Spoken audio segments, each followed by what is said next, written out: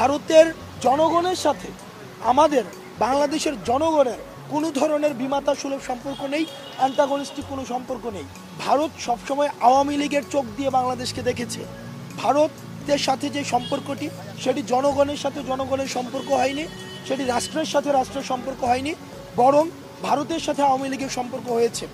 আমরা স্যারের কাছে আমরা জানিয়েছি যে ভারতের সাথে বাংলাদেশের ফ্যাসিস্ট সরকারের যেই অসম চুক্তিগুলো হয়েছে, গোপন চুক্তিগুলো হয়েছে, সেটি যেন প্রকাশ করা হয় এবং পানির যে ন্যায্য হিস্সা রয়েছে সেই হিস্সাটি যেন বাস্তবায়ন করা হয়। ফেলানি সহ যেই আমাদের সীমান্তের যেই হত্যাগুলো করেছে সেই হত্যাগুলোর যেন বিচার নিশ্চিত করা হয় এবং বাণিজ্য যেটি রয়েছে বাংলাদেশের সাথে সেটি যেন ন্যায্যতার সাথে হয়, সেইটির ব্যবস্থা যেন করা হয়।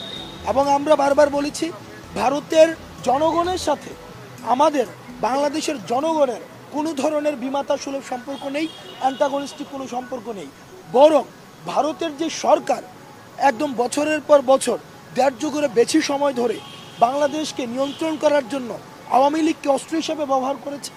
আমাদের যে প্রশ্নটি, আমাদের যে অস্বস্তিটি হচ্ছে সেই জায়গাতে আমরা ভারতের কাছে আমাদের ছাত্র নাগরিকদের কাছ থেকে উদাত্ত আহ্বান জানাবো, ভারতের সাথে বাংলাদেশের যে সম্পর্কটি সেই সম্পর্কটি যেন জনগণের সাথে জনগণের এবং সেটি যেন রাষ্ট্রের সাথে রাষ্ট্রের হয়।